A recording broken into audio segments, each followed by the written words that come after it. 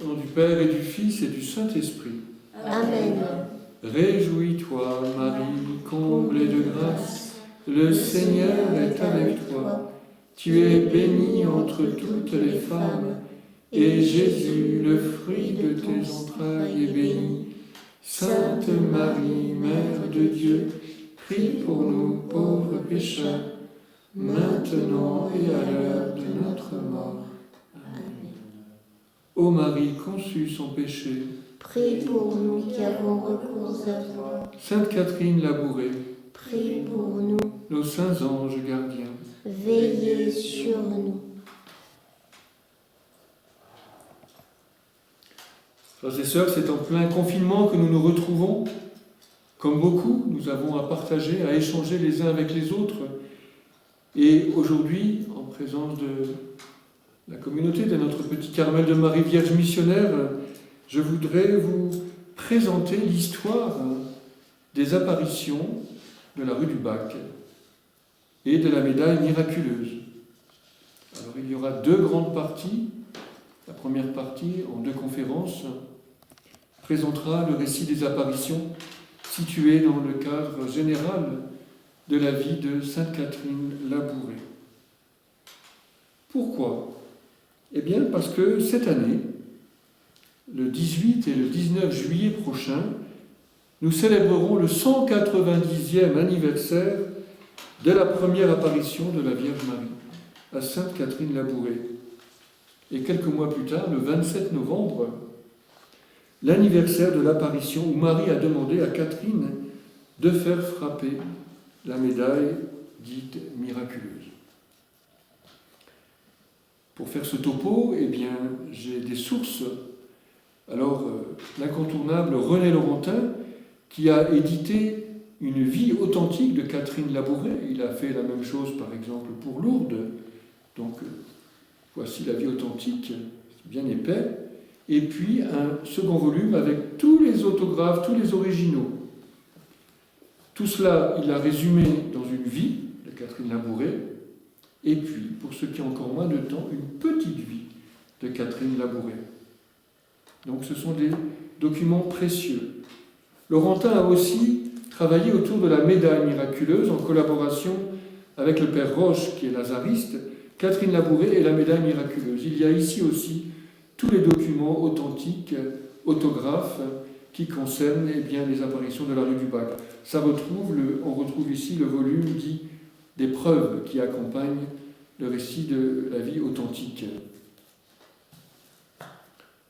Toujours Laurentin, il y a ce beau dictionnaire des apparitions de la Vierge Marie. Il y a quelques pages, mais qui reprennent concrètement une partie des écrits du Père Laurentin. Il y a quelques colonnes.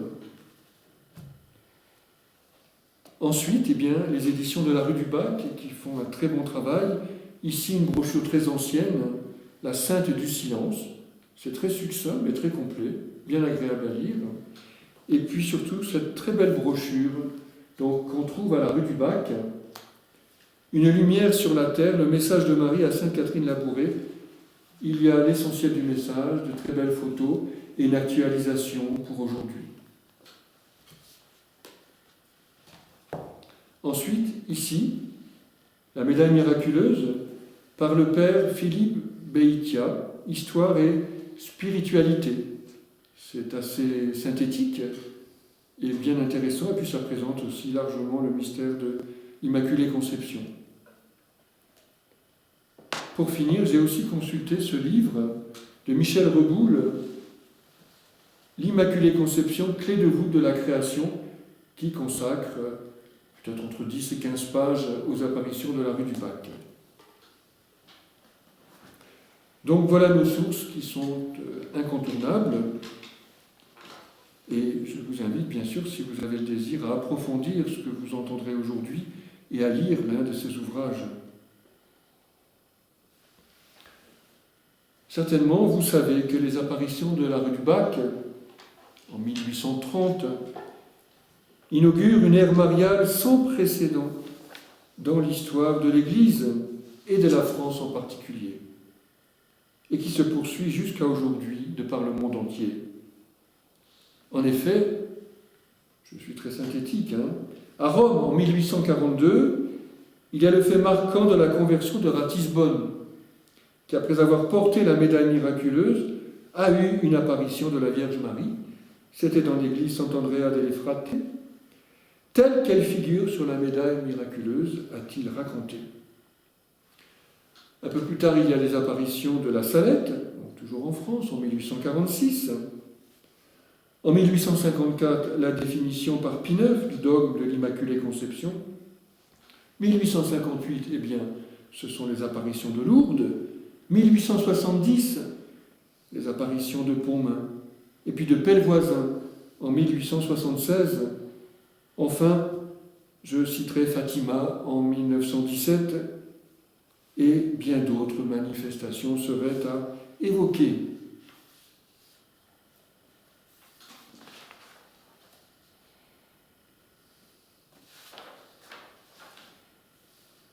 Je pense que vous connaissez, ou vous avez au moins une impression générale du contexte sociopolitique, philosophique, économique, sanitaire, culturel et religieux du XIXe siècle, qui n'a pas été un long siècle tranquille.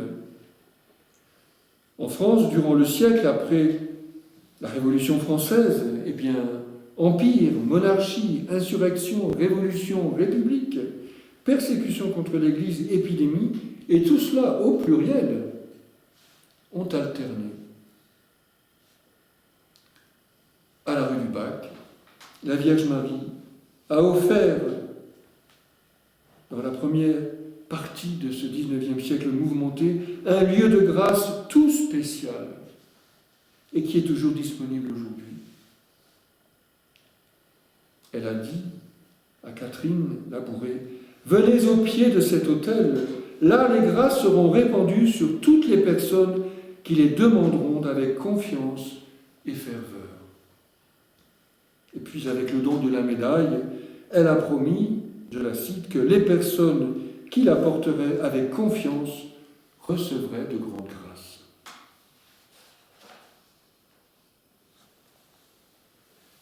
Les pèlerins sont toujours nombreux à la rue du Bac. L'affluence continue, qui passe et qui repasse dans la chapelle Notre-Dame de la Médaille Miraculeuse. C'est au 140 rue du Bac, en plein 7e arrondissement. En moyenne, entre 2500 personnes par jour l'hiver et 4000 personnes l'été, ça fait un peu plus d'1 million par an, témoignent de l'actualité du message de grâce donné par la Vierge Immaculée à Sainte Catherine Labouré. Et bien sûr, sans compter les millions de personnes qui, de par le monde, portent sur elle la médaille miraculeuse. Je suppose que chacune d'entre vous, chacun d'entre vous, portez la médaille miraculeuse. Alors il y en a qui la portent autour du cou, et nous en communauté, on ne peut pas la décrocher, si peut-être on le voit comme ça, nous la portons, et bien tout au bout de notre chapelet Chauderie. Et je vois qu'il y en a même parmi nous qui en ont 2. C'est la gourmandise spirituelle. Il y en a au moins 2 qui sont très gourmandes. Mais c'est une bonne gourmandise, ce sont la gourmandise des grâces de Dieu. Frères et sœurs, ce message, c'est une réponse de la miséricorde divine. La miséricorde divine prévient. Elle agit au cœur de notre histoire humaine, avec ses vicissitudes, ses périls, et puis ses épreuves. Et il me semble qu'il y a un équivalent au XXe siècle entre les 2 guerres mondiales, avec le message de la miséricorde divine, confié à sainte Faustine, le tableau de Jésus miséricordieux, et l'invocation « Jésus, j'ai confiance en toi ». On a le tableau, on a la médaille, qui d'ailleurs a été montrée d'abord sous la forme d'un tableau. Et puis il y a l'invocation « Ô Marie conçue sans péché, priez pour nous qui avons recours à vous ». Et puis il y a l'invocation « Jésus, j'ai confiance en toi ». Le règne d'amour de Marie qui ouvre sur le règne d'amour de Jésus. Et cette parole, entre guillemets, de Dieu, cette réponse, entre guillemets, de la miséricorde, eh bien, nous est donnée aujourd'hui encore pour nous aider à relever nos défis personnels, ceux de l'Église et ceux du monde.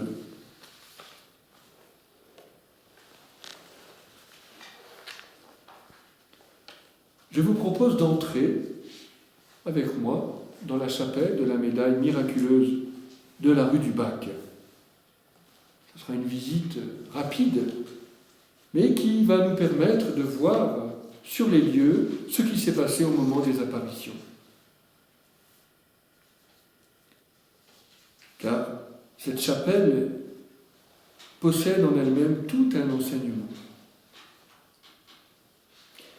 Donc, en 1830, le ciel n'a pas seulement donné aux hommes un signe de miséricorde, la médaille miraculeuse, mais aussi un lieu. Un lieu d'ailleurs qui est toujours animé par la famille de Saint Vincent de Paul. Alors entrons dans ce lieu de grâce. Donc, vous voyez au centre la nef, et qui nous donne les dimensions de la chapelle au temps des apparitions. Sur les côtés, derrière les piliers, il y a 2 travées qui ont été rajoutées plus tard. Nous allons aller de gauche à droite.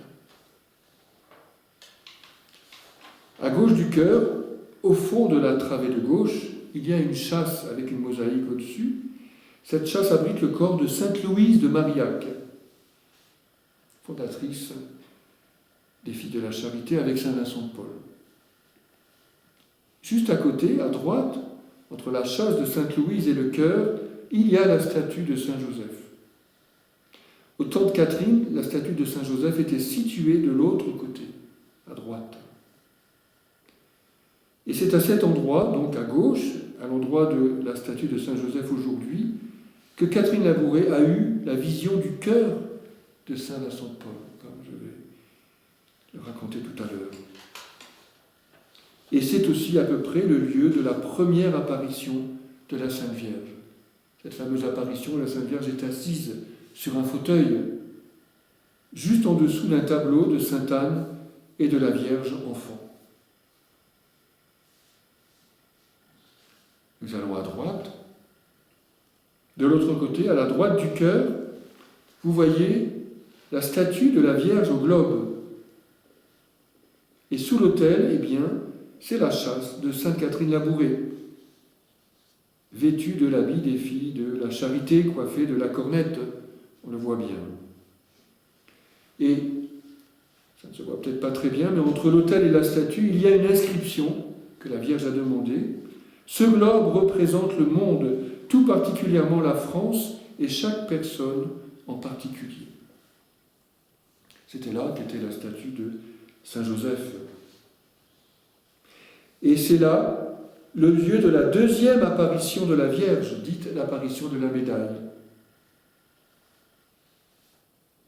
Si l'on va encore à droite, au fond de la travée de droite, vous devinez un autel, une statue. Eh bien, il s'agit de l'autel de Saint Vincent de Paul, et un reliquaire qui contient son cœur. Petit détail, cet autel est l'ancien maître-autel de la chapelle qui était au centre au temps des apparitions. Nous nous fixons sur le centre maintenant. Au centre, dans le chœur, l'autel principal, le tabernacle, et derrière le tabernacle, en arrière et au-dessus de ce tabernacle, se dresse une grande statue de marbre de la Vierge Immaculée. Des rayons lumineux jaillissent de ses mains. Il faut avoir de bons yeux, mais une petite clé est attachée à son poignet droit. Elle est la trésorière des grâces. Elle est reine, une couronne est posée sur sa tête, et elle est ceinte d'une auréole composée de 12 étoiles. On retrouve l'image d'Apocalypse 12. Eh bien, cet emplacement de la statue de la Vierge couronnée est le lieu de la 3e apparition de la Sainte Vierge. Il y a eu au total 3 apparitions de la Sainte Vierge. Derrière encore et au-dessus, sur le plafond de l'abside, vous pouvez apercevoir la représentation des 2 cœurs de Jésus et de Marie. Ils sont représentés sur le revers de la médaille. Au-dessus de la statue, en arc, en lettres d'or, il y a l'invocation « Ô Marie, conçue sans péché, priez pour nous qui avons recours à vous. » Et puis, plus haut encore, l'inscription, dans le style du credo, « Je crois et confesse votre sainte et immaculée conception. » Rappelons-nous qu'à l'époque des apparitions, en 1830, le dogme n'avait pas encore été défini, même si depuis des siècles, on croit dans l'Église à l'Immaculée Conception de Marie. Tout en haut, à la lisière du cœur, en lettres d'or encore, il y a inscrite l'invitation de la Vierge. « Venez au pied de cet autel, là les grâces seront répandues sur tous. » Et c'est pour cela que lorsqu'on va à la rue du Bac, dès qu'il n'y a pas d'Eucharistie ou d'office particulier, eh bien, les gens s'agglutinent sur les marches du cœur et là prient, pleurent, sourient, supplient, se tournent vers le Seigneur à travers l'intercession du cœur de Marie. C'est très touchant. D'ailleurs, des fois, la messe vient juste de finir, le prêtre sort et boum, les gens se précipitent sur les marches pour prier, parce que Marie a invité à venir prier. Mais ce lieu est bien significatif, parce que les marches du cœur, et dans le cœur, il y a l'autel, et sur l'autel, c'est un sacrifice de la messe. Les apparitions de la rue du Bac sont entièrement centrées sur le mystère de l'Eucharistie et le mystère de la croix. Enfin, donc sur le mur, tout au fond, au sommet de la nef, il y a une fresque immense dans les tons pastels. Elle fait mémoire de la première apparition de Marie, assise sur un fauteuil. Voyons Catherine, en costume de novice, voyez, elle n'a pas la cornette, agenouillée, elle écoute la Vierge Marie et elle a ses mains posées sur les genoux de la Vierge. C'est le geste confiant d'une enfant à l'égard de sa mère.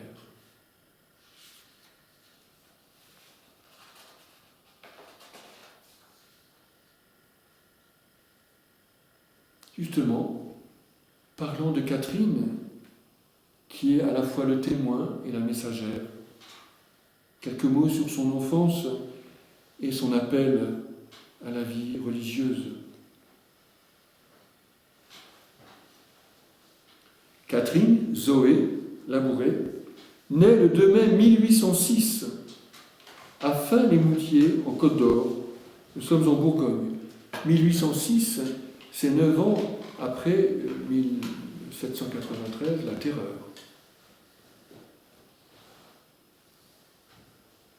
Elle est la 8e d'une famille de 10 enfants.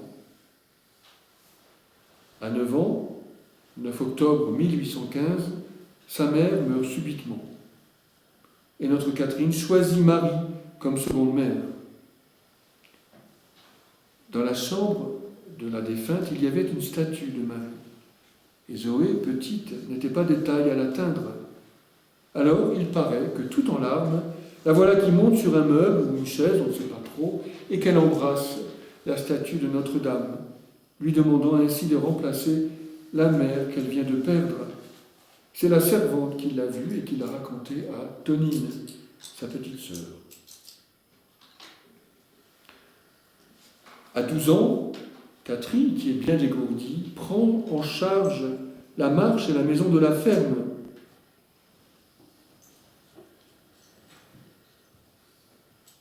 Sa sœur aînée, Marie-Louise, peut aussi entrer au postulat des filles de la Charité à Langres.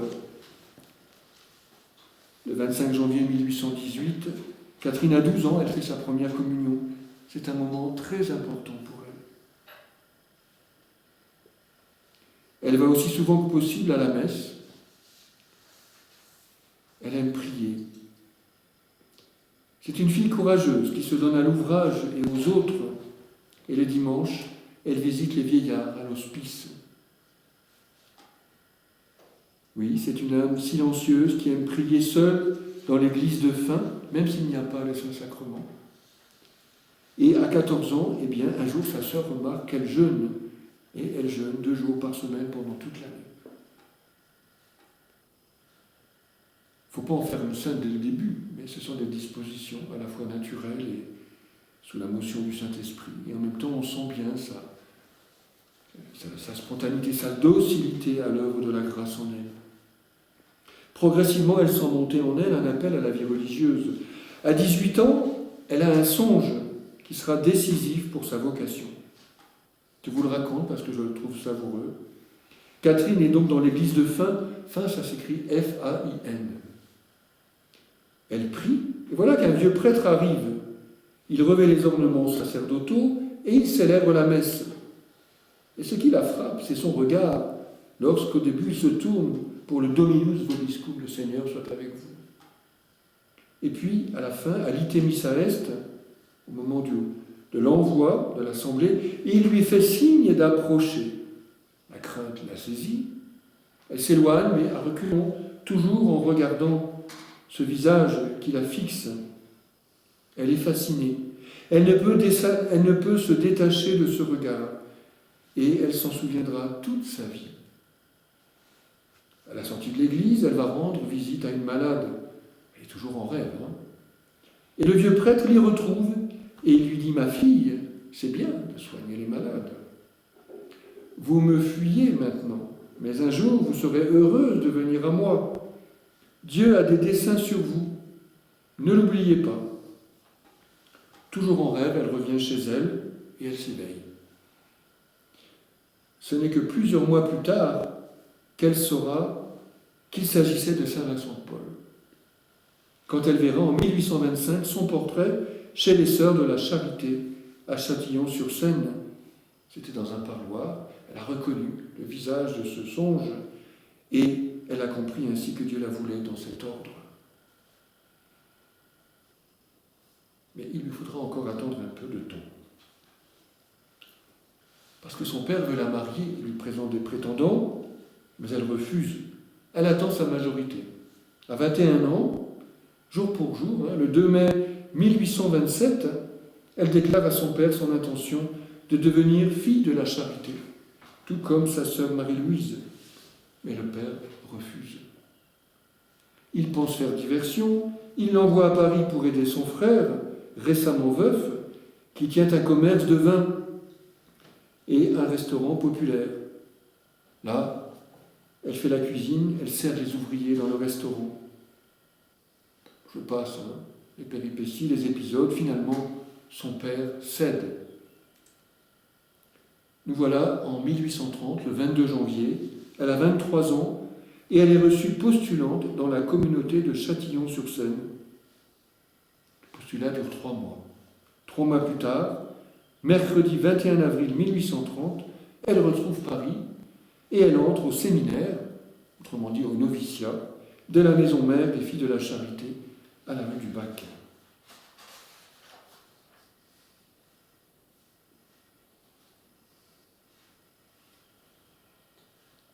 C'est seulement quelques jours après son arrivée à Paris qu'elle va vivre des phénomènes surnaturels inattendus.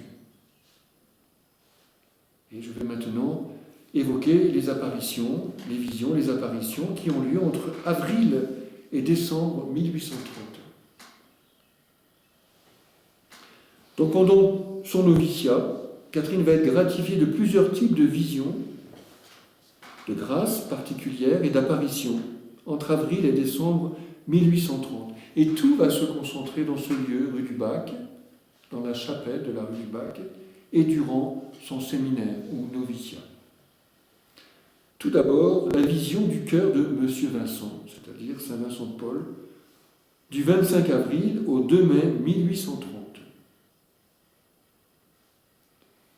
4 jours après son arrivée, dimanche 25 avril, les reliques de Saint Vincent de Paul sont transférées en grande pompe de Notre-Dame de Paris, où elles ont été exposées quelques jours, jusqu'à la chapelle de la maison mère des Lazaristes, au 95 rue de Sèvres, une maison qui est appelée Saint-Lazare.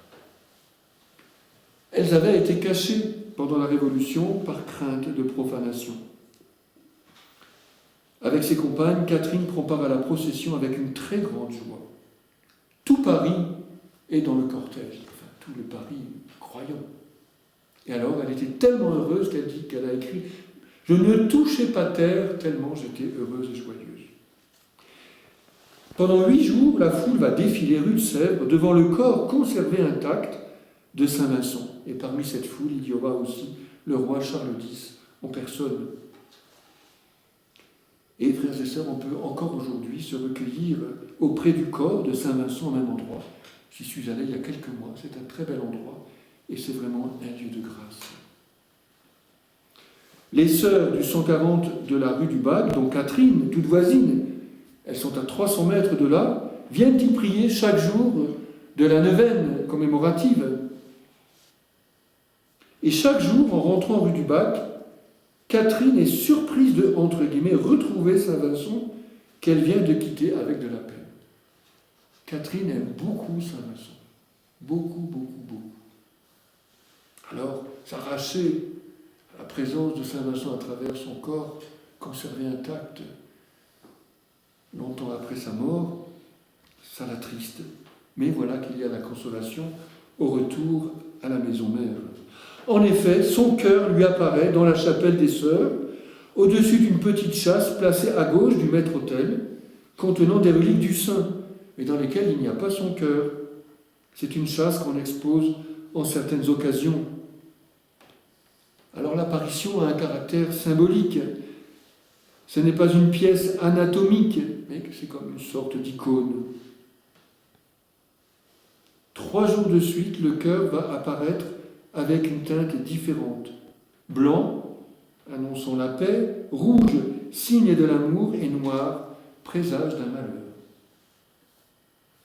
Je la cite. Donc pendant 8 jours, le cœur lui apparaît, mais pendant 3 jours, il apparaît chaque jour avec une de ces 3 couleurs. Il m'a paru 3 fois différente, 3 jours de suite. Blanc, couleur de chair, qui annonçait la paix, le calme, l'innocence et l'union. Et puis je l'ai vu rouge de feu, ce qui doit allumer la charité dans les cœurs. Il me semblait que toute la communauté devait se renouveler et s'étendre jusqu'aux extrémités du monde. Et puis, je l'ai vu rouge-noir, ce qui me mettait la tristesse dans le cœur. Il me venait des tristesses que j'avais de la peine à surmonter. Je ne savais ni pourquoi ni comment cette tristesse se portait sur le changement de gouvernement. Cependant, je n'ai pas pu m'empêcher d'en parler à mon confesseur, qui m'a calmé le plus possible en me détournant de toutes ses pensées. On peut imaginer la surprise de son confesseur. Auparavant, il faut dire qu'elle s'était confiée à Saint Vincent. Elle lui avait demandé toutes les grâces nécessaires pour son noviciat, de l'inspirer sur ce qui lui convenait de faire, et puis elle avait confié aussi à l'intercession de Saint Vincent les congrégations de la famille de Saint Vincent. Et à travers cette vision symbolique, d'une certaine manière, Saint Vincent répond. C'est la deuxième intervention de Saint Vincent de Paul dans la vie de Catherine. Et cette intervention manifeste la contribution de Saint Vincent dans la communion des saints à l'œuvre de la providence divine à travers les apparitions de la rue du Bac. D'après le confesseur de Catherine, qui s'appelle Jean-Marie Aladel, et M. Étienne, qui sera un jour supérieur général des Lazaristes, le cœur de Saint Vincent est profondément affligé à la vue des maux qui vont fondre sur la France. Et puis Saint Vincent est un peu consolé parce qu'il a obtenu, par l'intercession de la Très Sainte Vierge, qu'au milieu de ces grands maux à venir, ces 2 familles, les Lazaristes et les filles de la Charité, ne périraient pas. Et c'est ainsi que cela va se passer. Ces promesses ont d'ailleurs aidé les communautés à tenir, à garder confiance durant les bouleversements que la France va connaître, en particulier jusqu'en 1871. Les 3 couleurs sont un message lourd de sens. Et ce message annonce aussi le renouveau d'une communauté, au sens les Lazaristes et les filles de la Charité, qui est à réformer. Parce qu'elle est convalescente, renaissante après l'hémorragie de la Révolution, et un renouveau qui viendra de l'intérieur par l'ardeur de la charité et qui d'ailleurs va conduire la communauté à se développer et à s'étendre grandement dans le monde entier. Et tout cela va arriver. Quant au changement de gouvernement, il va effectivement avoir lieu bientôt. Après la vision du cœur de Saint Vincent, eh bien, la vision de notre Seigneur dans l'Eucharistie. Durant les 9 mois de son séminaire, de son noviciat, Catherine est gratifiée de la vision de Jésus dans le Saint-Sacrement. Pendant 9 mois. Elle voit Jésus dans l'hostie. Quand elle exerce son esprit critique, suivant l'avis de son confesseur, elle ne voit plus rien que l'hostie, dans son dépouillement, je dirais comme vous et moi. Mais lorsqu'elle se laisse aller à son mouvement intérieur, alors l'hostie révèle ce qu'elle cache ordinairement sous l'apparence du pain. Voici ce qu'elle écrit. « J'ai été favorisée d'une autre grande grâce, c'était de voir notre Seigneur dans le très saint sacrement, que j'ai vu tout le temps de mon séminaire, excepté toutes les fois où j'ai douté. » Il faut comprendre par là résister, il s'est empêché à ce mouvement intérieur, sur le conseil de son confesseur. Alors la fois d'après, je ne voyais plus rien parce que je voulais approfondir et je doutais de ce mystère, je croyais me tromper. Et un jour, le 6 juin 1830, c'est la fête de la Trinité, c'est une manière de dire la vision vire au noir, comme le cœur de M. Vincent 2 mois plus tôt. Cette vision confirme le prochain renversement du gouvernement, je la cite. « Notre Seigneur m'a paru comme un roi, avec la croix sur sa poitrine, toujours dans le très saint sacrement. C'était pendant la messe, au moment de l'Évangile. Il m'a semblé que la croix coulait de la poitrine sur les pieds de notre Seigneur. Et il m'a semblé que notre Seigneur était dépouillé de tous ses ornements. Tout a coulé à terre. C'est là que j'ai eu les pensées les plus noires et les plus sombres. » Elle ajoute, « Je ne saurais expliquer, mais j'ai eu les pensées que le roi de la terre serait perdu, c'est-à-dire détrôné, et dépouillé de ses habits royaux. »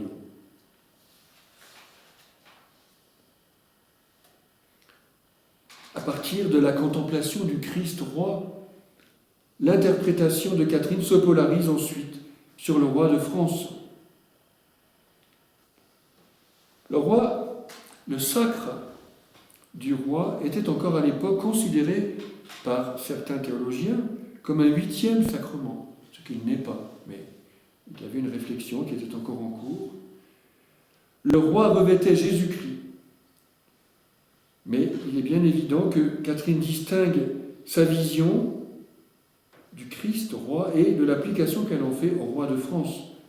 Ce roi de France qu'elle a peut-être elle-même entrevu lors de cette neuvaine de prière auprès du corps de Saint Vincent de Paul. En tout cas, elle aura su sa participation à la célébration des festivités.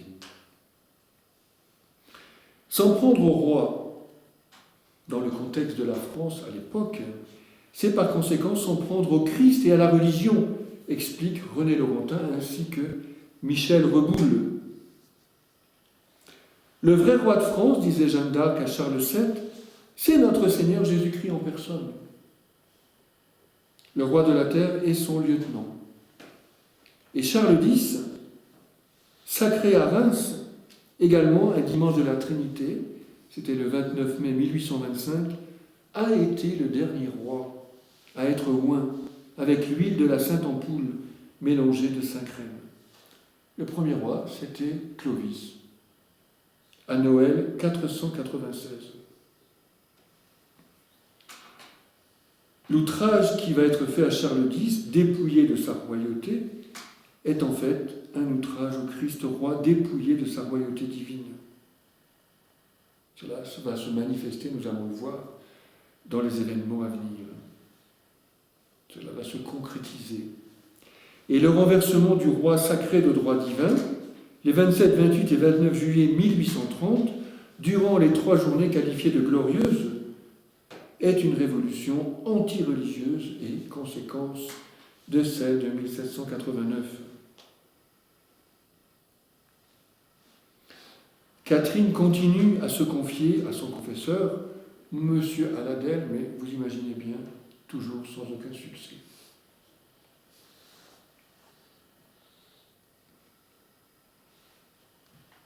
Vient le moment de la première apparition de la Sainte Vierge. C'est dans la nuit du dimanche 18 au lundi 19 juillet 1830. C'est aussi pour Catherine l'annonce d'une mission et la promesse de l'envoi de grâce.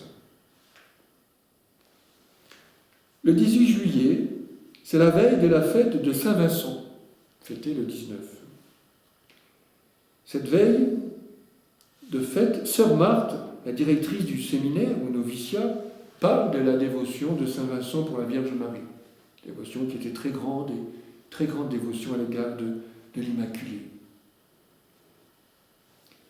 Le soir, Catherine se couche avec le pressentiment qu'elle verra la Sainte Vierge cette nuit, avec la pensée que Saint Vincent lui obtiendrait cette grâce.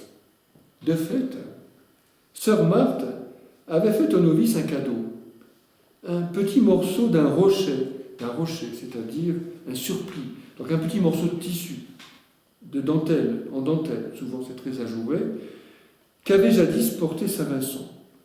Qu'est-ce qu'elle a fait, Catherine, avec ce petit morceau de tissu, qui est une sorte de relique? J'en ai coupé la moitié, raconte Catherine, que j'ai avalé, et je me suis endormie dans la pensée que Saint Vincent m'obtiendrait la grâce de voir la Sainte Vierge. C'est vraiment un geste à la fois naïf et aussi, ô combien, un geste d'enfance spirituelle. Voici le récit donc, de cette première apparition par Catherine elle-même. Il s'agit d'un autographe du 7 février 1856, 26 ans après les événements.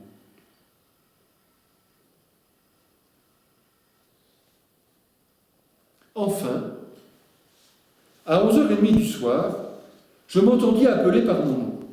Ma sœur, ma sœur, ma sœur. M'éveillant, j'ai regardé du côté où j'entendais la voix, qui était du côté du passage. Je tire les rideaux. La sœur dormait dans un lit à baldaquin avec des rideaux, et les sœurs étaient en dortoir. Je tire les rideaux, je vois un enfant habillé de blanc, âgé à peu près de 4 à 5 ans, qui me dit « Venez à la chapelle, levez-vous en diligence, et venez à la chapelle, la Sainte Vierge vous attend. » Aussitôt la pensée me vient « Mais on va m'entendre !» Et cet enfant me répond « Soyez tranquille, il est 11h30, tout le monde dort bien. Venez, je vous attends. » Je me suis dépêché de m'habiller et je me suis dirigé du côté de cet enfant qui était resté debout, sans avancer plus loin que la tête de mon lit. Il m'a suivi, ou plutôt je l'ai suivi, toujours sur ma gauche, portant des rayons de clarté partout où nous passions, ce qui m'étonnait beaucoup.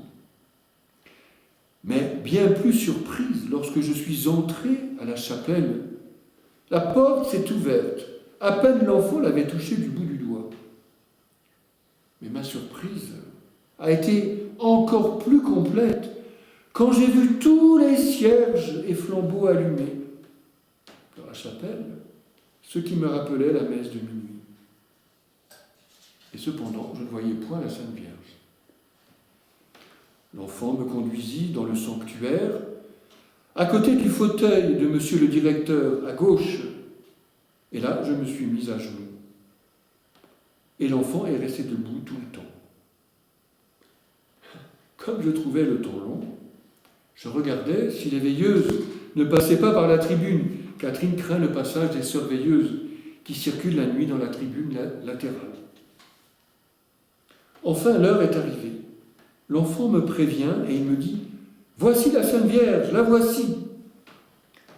J'entends comme un bruit, comme le froufrou d'une robe de soie qui venait du côté de la tribune, auprès du tableau de Saint-Joseph, donc de la droite, qui venait se poser sur les marches de l'autel du côté de l'Évangile, à gauche, dans un fauteuil pareil à celui de Sainte Anne. Pourtant, ce n'était pas Sainte Anne qui était dans ce fauteuil, mais la Sainte Vierge seulement. Ce n'était pas la même figure de Sainte Anne. je doutais si c'était la Sainte Vierge. Catherine voit sans voir. Et la vision va se faire par étapes, jusqu'au déclic qui va faire que vraiment, tout d'un coup, elle comprend, elle voit vraiment intérieurement et extérieurement que c'est la Sainte Vierge. Donc, elle est dans le chœur, à gauche, devant la table de communion.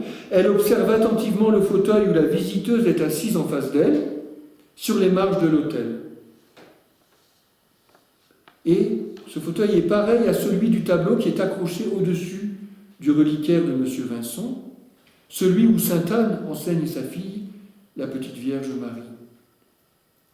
En fait, frères et sœurs, peut-être que vous ne le saviez pas, mais il y a 2 fauteuils. En tout cas, je dois avouer que je ne le savais pas avant de préparer cette conférence.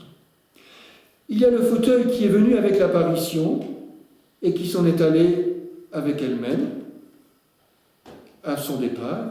Et puis, il y a le fauteuil de monsieur le directeur, monsieur Richenet, qui a donné lieu à tort à une vénération après la mort de Catherine, par tradition et par confusion, mais qui a le mérite d'avoir valeur de mémorial et de symbole. Donc, la Sainte Vierge ne s'est pas assise sur le fauteuil qui était dans l'église. Elle est venue. Le fauteuil fait partie de l'apparition et disparaît avec l'apparition. Mais apparemment, le Seigneur ne sait plus et se plaît encore à honorer la ferveur des visiteurs et des pèlerins qui le touchent, ce fauteuil, qui déposent des lettres et des offrandes. Comme on dit, tout est grâce. Catherine continue. Cependant, l'enfant qui était là me dit « Voici la Sainte Vierge ». À ce moment, il me serait impossible de dire ce que j'ai éprouvé, ce qui se passait au-dedans de moi. Il me semblait que je ne voyais pas la Sainte Vierge. C'est alors que cet enfant me parla non plus comme un enfant, mais comme un homme le plus fort et les paroles les plus fortes. Et là, le déclic se fait. Alors, regardant la Sainte Vierge, je n'ai fait qu'un saut auprès d'elle, c'est-à-dire du fauteuil de monsieur le directeur à celui sur lequel la Sainte Vierge est assise. Elle est à genoux sur les marges de l'autel, les mains appuyées sur les genoux de la Sainte Vierge. Là, confie Catherine, il s'est passé un moment le plus doux de ma vie. Il me serait impossible de dire tout ce que j'ai éprouvé. Elle me dit comment je devais me conduire envers mon directeur et plusieurs autres choses que je ne dois pas dire. La manière de me conduire dans mes peines, de venir en me montrant de la main gauche le pied de l'autel, me jeter au pied de l'autel et de là, de répandre mon cœur. Là, je recevrai toutes les consolations dont j'aurai besoin. Là, je lui ai demandé tout ce que signifiaient toutes les choses que j'avais vues. Oh, elle m'a expliqué tout.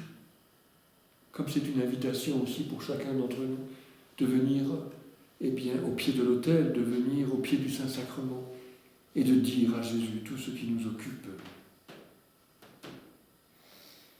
De quelles explications s'agit-il ?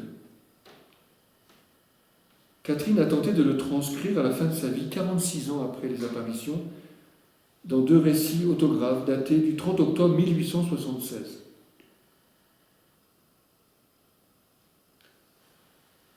Voici ce qu'elle nous rapporte. C'est la Sainte Vierge qui parle.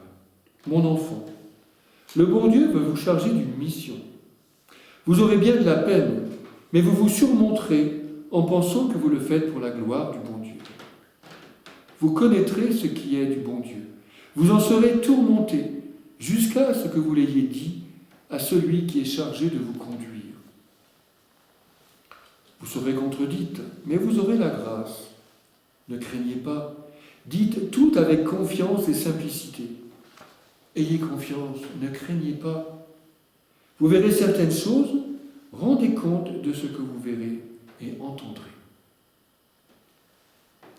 Et ce que Catherine est invitée à dire avec confiance, ce sont les visions, ce sont les paroles qui lui seront données. Et ce sera en particulier la médaille qu'elle sera bientôt invitée à faire frapper. L'apparition conclut. Vous serez inspirés dans vos oraisons. Vous serez inspirés dans vos oraisons. Rendez-en compte. Il ne s'agit pas de vision ni d'apparition, mais d'inspiration intérieure. Cette promesse d'assistance est suivie par l'annonce de malheur. Confirmant les tristes visions de Catherine, celle du cœur de saint Vincent de Paul, celle du Christ roi et du roi de France, dépouillés de leur royauté, la Vierge prédit : les temps seront mauvais. Les malheurs viendront fondre sur la France. Le trône sera renversé. Le monde entier sera renversé par des malheurs de toutes sortes. La Sainte Vierge avait l'air très peinée en disant cela. Mais venez au pied de l'autel. Là, les grâces seront répandues sur toutes les personnes qui les demanderont avec confiance et ferveur, grands et petits. Des grâces seront répandues particulièrement sur les personnes qui les lui demanderont. Frères et sœurs, voilà un message à entendre, à accueillir et à mettre en œuvre. Il est pour nous, et pour nous aujourd'hui, plus que jamais. Vient ensuite un couplet, si je puis dire, sur les communautés fondées par saint Vincent de Paul. La Vierge dit : mon enfant, j'aime à répandre les grâces sur la communauté en particulier. Je l'aime beaucoup, heureusement. Et pourtant, j'ai de la peine. Il y a de grands abus sur la régularité. Les règles ne sont pas observées. Il y a un grand relâchement dans les deux communautés. Dites-le à celui qui est chargé de vous, quoiqu'il ne soit pas supérieur. Il sera chargé d'une manière particulière de la communauté. Il doit faire tout son possible pour remettre la règle en vigueur. Dites-lui de ma part qu'il veille sur les mauvaises lectures, sur les pertes de temps et les visites. Ça, je crois que c'est des circonstances pour toutes les communautés du monde et de tous les temps. Et effectivement, le confesseur de Catherine, Jean-Marie Aladel, le 30 novembre 1830, donc on est le 19 juillet, donc 2 mois et demi après, et il est nommé aumônier, confesseur et conférencier à la maison mère des filles de la Charité. Et là, à travers sa prédication, son accompagnement, il va pouvoir œuvrer à un renouveau de la ferveur, à une conversion de la communauté. Et c'est qui va se réaliser d'ailleurs tout au long des décennies à venir. Parce que tous vont être saisis par le message des apparitions et vont avoir à cœur, à commencer par les supérieurs, puisque, je le préciserai tout à l'heure, mais c'est surtout seulement les supérieurs sont au courant des apparitions. Catherine a voulu que tout cela reste secret, et ça n'a été rendu public qu'après sa mort. Lorsque la règle sera remise en vigueur, dit la Vierge, continue la Vierge, il y aura une communauté qui viendra se réunir à la vôtre. Ce n'est pas l'habitude, mais je l'aime. Dites qu'on la reçoive. Dieu les bénira et elles jouiront d'une grande paix. Effectivement, c'est en 1850 que se réalisera cette prédiction et 2 communautés seront intégrées à la famille de Saint Vincent. Puis, elle conclut, la communauté jouira d'une grande paix, elle deviendra grande. La Vierge enchaîne par l'annonce de troubles à venir. Et ces paroles concernent un avenir à la fois proche et lointain. De grands malheurs arriveront. Le danger sera grand. Cependant, ne craignez point. Dites de ne point craindre. La protection de Dieu est toujours là d'une manière toute particulière. Et Saint Vincent protégera la communauté. La Sainte Vierge était toujours triste. Moi, je serai avec vous. J'ai toujours veillé sur vous. Je vous accorderai beaucoup de grâce. Le moment viendra où le danger sera grand. On croira tout perdu. Là, je serai avec vous. Et c'est vrai que cela va exactement se réaliser. Ayez confiance, vous connaîtrez ma visite et la protection de Dieu et celle de Saint Vincent sur les 2 communautés. Ayez confiance, ne vous découragez pas. Là, je serai avec vous. Mais il n'en est pas de même des autres communautés. Il y aura des victimes. La Sainte Vierge avait les larmes aux yeux en disant cela. Pour le clergé de Paris, il y aura des victimes. Monseigneur l'archevêque, à ce mot des larmes à nouveau, mourra. Catherine se demande alors intérieurement quand ce temps difficile aurait lieu, et une lumière intérieure l'éclaira dans 40 ans. De fait, la Sainte Vierge annonce 40 ans avant, jour pour jour, l'éclatement de la guerre le 19 juillet 1870 entre la France et la Prusse. La guerre de 1870. Et quant à l'archevêque de Paris qui mourra dans une quarantaine d'années, eh bien, il s'agirait de Monseigneur d'Arbois, bénissant ses bourreaux avant d'être fusillé par les communards le 24 mai 1871. L'apparition insiste sur les malheurs proches. Mon enfant, la croix sera méprisée, on la mettra par terre, le sang coulera, on ouvrira de nouveau le côté de notre Seigneur, les rues seront pleines de sang. Monseigneur l'archevêque sera dépouillé de ses vêtements. Ici, la Sainte Vierge ne pouvait plus parler, la peine était peinte sur son visage. Mon enfant, le monde entier sera dans la détresse, le monde entier sera dans la tristesse. Enfin, Catherine rapporte les paroles qui s'adressaient directement à son confesseur, M. Aladel, qui recevait ses confidences. La Sainte Vierge veut que vous commenciez un ordre. Vous en serez le fondateur et le directeur. C'est une confrérie d'enfants de Marie. La Sainte Vierge vous accordera beaucoup de grâce. Des indulgences vous seront accordées. On y célébrera en grande pompe le mois de Marie et celui de Saint Joseph. Il y aura beaucoup de dévotion au Sacré-Cœur. Je reviens à l'autographe du 7 février 1856 et Catherine raconte la fin de l'apparition. J'y suis restée je ne sais combien de temps. Tout ce que je sais, c'est que quand elle est partie, quelque chose s'éteignait. Enfin, c'était comme une ombre qui se dirigeait du côté de la tribune, le même chemin par lequel elle était arrivée. Je me suis relevé de dessus les marches de l'autel et j'ai aperçu l'enfant où je l'avais laissé. Il me dit, elle est partie. Nous avons repris le même chemin, toujours allumé, et cet enfant était toujours sur ma gauche. Je crois que cet enfant était mon ange gardien, qui s'était rendu visible pour me faire voir la Sainte Vierge, parce que je l'avais beaucoup prié pour qu'il m'obtienne cette faveur. Il était habillé de blanc, portant une lumière miraculeuse avec lui. C'est-à-dire, il était resplendissant de lumière, âgé à peu près de 4 à 5 ans. Revenu à mon lit, il était 2 heures du matin. J'ai entendu sonner l'heure. Je ne me suis point endormi. Formidable, non? Extraordinaire. L'équipée a duré 2 heures et demie. Et Catherine, très lucide, est sûre de ne pas avoir rêvé. Mais alors, comment raconter tout cela à son confesseur si dissuasif, M. Aladel? Évidemment, celui-ci accueille mal la requête de Catherine, où il ne voit qu'illusion et imagination. Mais, voilà que la révolution, contre toute attente selon son optimisme, éclate à la fin du mois. Les 27, 28 et 29 juillet, les 3 glorieuses réalisent à la fois la chute du trône et les troubles sanglants annoncés par la Sainte Vierge.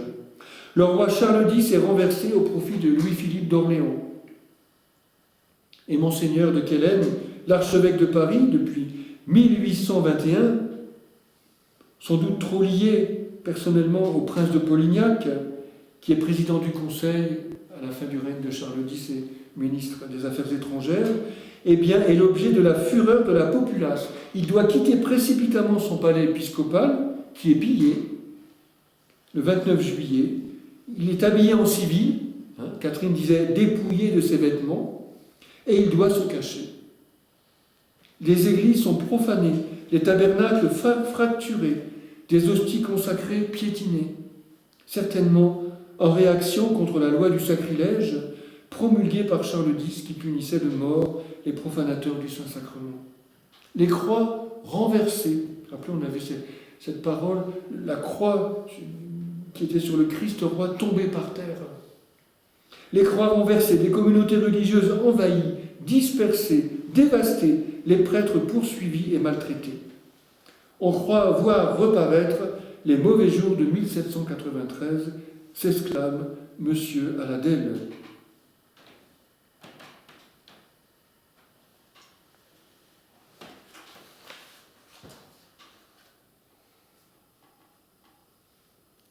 Rapportant les propos de la Sainte Vierge, Catherine a prédit la Révolution de 1830, c'est plutôt la Sainte Vierge, et aussi la chute de la royauté.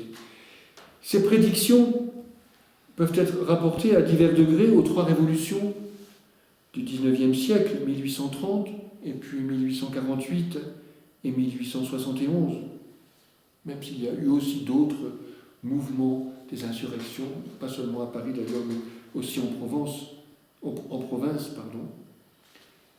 et 1871, comme c'est le cas d'ailleurs pour la mort de l'archevêque. Dangereusement malmenées, les deux familles de M. Vincent seront protégées de manière frappante durant ces trois révolutions. Sous le choc de ces événements et surprise, Aladel écouta certainement Catherine avec plus d'intérêt, mais sans lui donner à entendre qu'il attacha la moindre importance à ses visions. Mais la Vierge avait prévenu Catherine. Vous connaîtrez ce qui est du bon Dieu, vous en serez tourmenté jusqu'à ce que vous l'ayez dit à celui qui est chargé de vous conduire. Vous serez contredite, mais vous aurez la grâce. Ne craignez pas, dites tout avec confiance et simplicité. Seulement, ça ne sera pas si facile que cela, et régulièrement, au moins 2 fois en tout cas, Catherine écrit, je ne sais plus comment elle s'adresse à M. Aladel, pour la 3e fois, je vous demande que, je vous dis que, la Vierge a dit que. En même temps, voilà, il faut éprouver le témoin, et puis c'est quand même pas facile d'accueillir de telles révélations. Venons-en à la 2e apparition, l'apparition dite de la médaille, le 27 novembre 1830. C'est seulement 4 mois plus tard. Voici donc 4 mois plus tard que sœur Catherine va être porteuse d'une consigne précise, faire frapper une médaille à l'effigie de l'Immaculée, qu'elle a vue rayonnante des dons de Dieu. Le 27 novembre, en effet, elle a été saisie à nouveau d'un grand désir de voir la Sainte Vierge. Désir si fort, écrit-elle, que j'avais la conviction que je la verrais belle dans son plus beau. Alors elle écrira plusieurs récits de cette apparition à des dates différentes. Je prends le récit que je vous propose dans 3 relations autographes parallèles d'août 1841. Le 27 novembre 1830, qui se trouvait le samedi, avant le premier dimanche de l'Avent, à 5h30 du soir, après la lecture de la méditation, ou après le point de méditation, dans le grand silence, donc, il m'a semblé entendre du bruit du côté de la tribune, à côté du tableau de Saint-Joseph, comme le froufrou d'une robe de soie. Ayant regardé de ce côté-là, j'ai aperçu la Sainte Vierge à la hauteur du tableau de Saint-Joseph, à droite.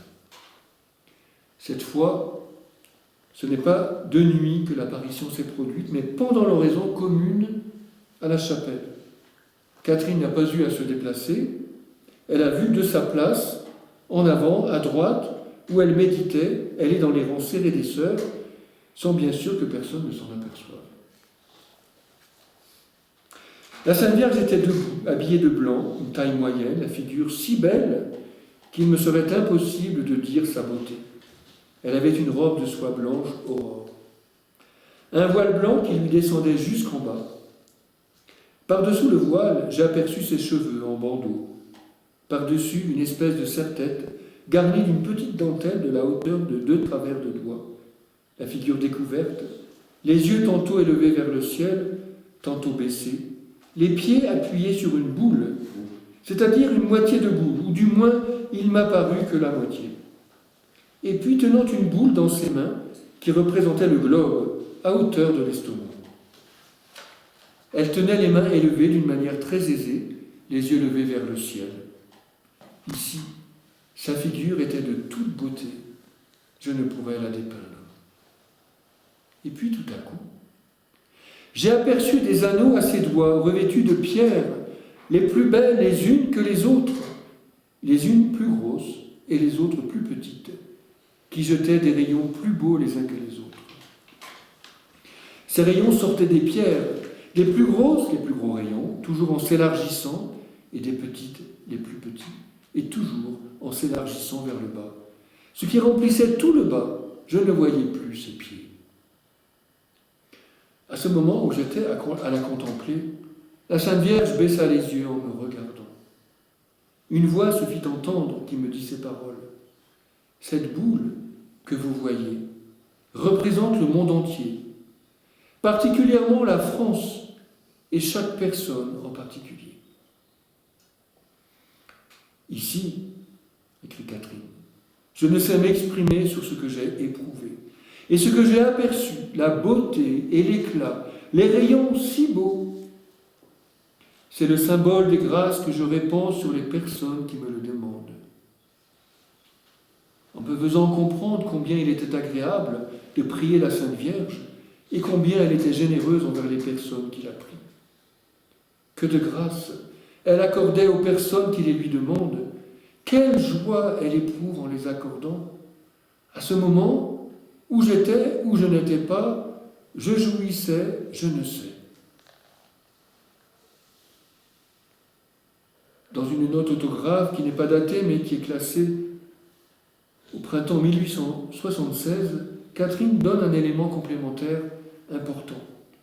Je la cite. « Ces rayons que vous voyez, ce sont les grâces que je répands sur les personnes qui me les demandent. Ces pierreries où il ne sort pas de rayons, ce sont les grâces que l'on oublie de me demander. » La Vierge ajoute, ces lignes doivent se mettre en bas du tableau d'un caractère que tout le monde puisse les lire, car il s'agit de représenter l'apparition. Autre précision, enfin, plus tard, donnée à M. Aladel, les grâces figurées par les rayons découlaient avec plus d'abondance sur une partie du globe qui se trouvait au pied de Marie, et cette partie privilégiée, c'était la France.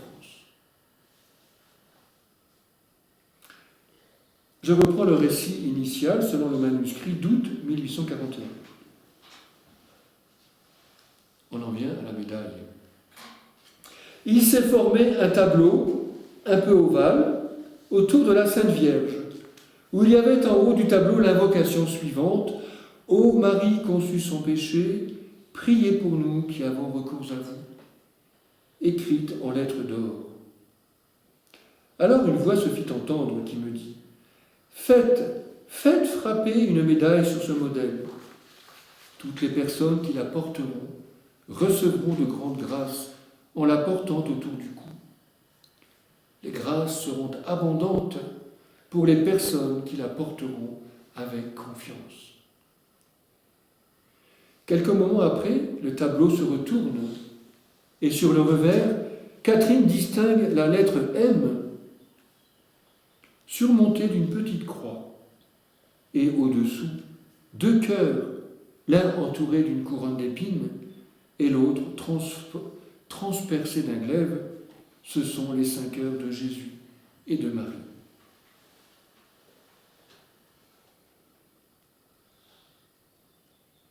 Consulté plus tard par M.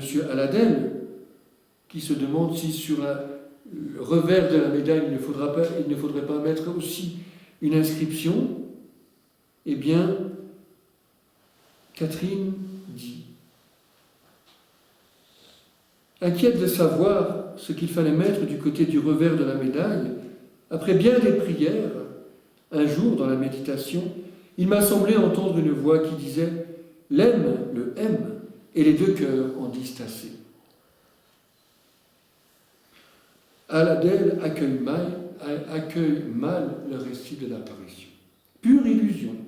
Si vous voulez honorer Notre-Dame, imitez ses vertus et gardez-vous de l'imagination. On en vient enfin à la troisième apparition, très peu de temps après, c'est au mois de décembre 1830. Catherine ne se souvient pas de la date, mais de l'heure, c'est exactement à la même heure que pour la deuxième apparition, et c'est grosso modo la même apparition, avec quelques différences qui sont intéressantes. Toujours occupé de la Sainte Vierge que j'avais vue, il me semblait que je la verrais encore. Je vivais dans cet espoir. Un jour, à 5h30 du soir, après le point de méditation, dans un profond silence, tout à coup, il m'a semblé entendre un bruit, comme le froufrou d'une robe de soie qui venait du côté de l'autel. J'ai aperçu la Sainte Vierge auprès du tabernacle, par derrière. Elle était vêtue de blanc, d'une taille moyenne, ayant sous ses pieds une boule blanche. Sa robe était de soie blanche, aurore, faite comme ce qu'on appelle à la Vierge montante. Sa tête était couverte d'un voile blanc qui descendait de chaque côté jusqu'aux pieds. Par-dessous, elle avait ses cheveux en bandeau, qui recouvraient une espèce de serre-tête garnie d'une petite dentelle de la longueur de 2 travers de doigts à peu près. La figure bien découverte, elle était si belle qu'il me serait impossible d'en exprimer la beauté ravissante. Les mains élevées à la hauteur de l'estomac, d'une manière très aisée, tenaient une boule qui représentait le globe surmonté d'une petite croix. Tout à coup, les doigts se sont trouvés ornés d'anneaux et de pierres précieuses, d'un plus grand éclat. Les rayons qui en sortaient rejaillissaient de tous les côtés, ce qui remplissait tout le bas, de manière que l'on ne voyait plus les pieds de la Sainte Vierge. Les plus grosses pierres donnaient de plus gros rayons et les plus petites de plus petits.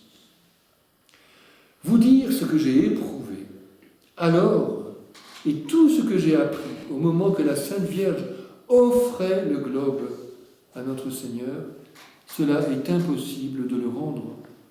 Il me serait impossible de vous l'exprimer.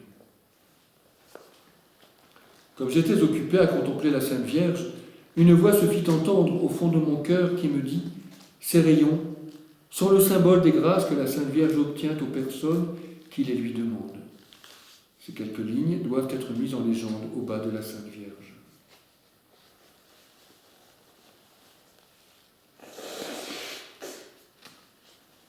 Pouvons évoquer entre la deuxième et la troisième apparition, eh bien, les différences. D'abord le lieu de l'apparition. La deuxième apparition, la Vierge apparaît à hauteur ou auprès du tableau de Saint Joseph, à droite, quand on regarde l'autel. Par contre, lors de la troisième apparition, la Vierge Marie apparaît derrière le tabernacle, au centre, et derrière elle, contre le mur, il y a le tableau du Sacré-Cœur, un Sacré-Cœur qui est adoré par 2 anges. C'est un petit détail qu'il est intéressant de souligner.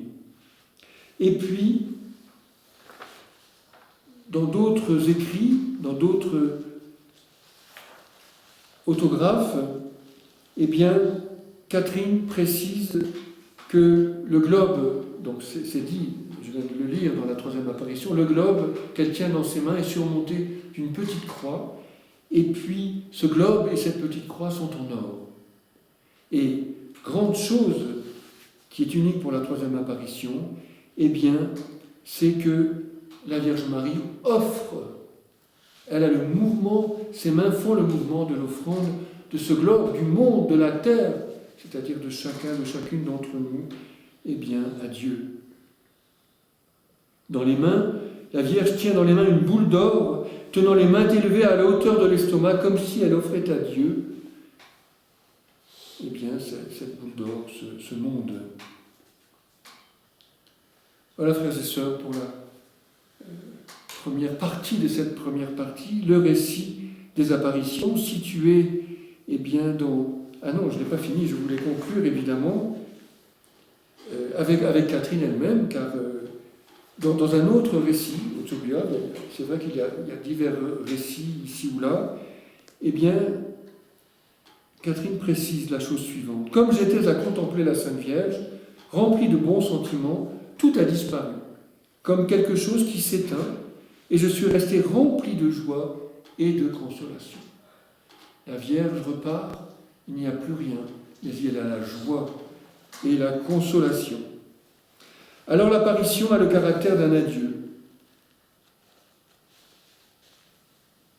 Et Catherine, dont le séminaire, le noviciat s'achève, reçoit ce message de la part de la Sainte Vierge: vous ne me verrez plus, mais vous entendrez ma voix pendant vos oraisons.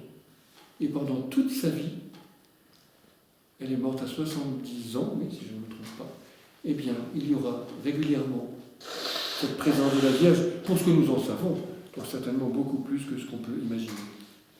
Et en effet, Catherine a eu fréquemment, pendant le cours de sa vie, des communications de ce genre. Ça n'était plus des apparitions sensibles, mais des vues intellectuelles, qu'elle savait très bien d'ailleurs distinguer des illusions de l'imagination, ou même des impressions d'une pieuse ferveur. C'est donc la fin des apparitions. Toutes ont eu lieu à la chapelle de la rue du Bac. Seules des communications ou des inspirations intérieures les prolongeraient. Dans la prochaine conférence, eh bien, nous évoquerons la vie de Catherine après les apparitions et puis aussi d'autres événements surnaturels qui adviennent.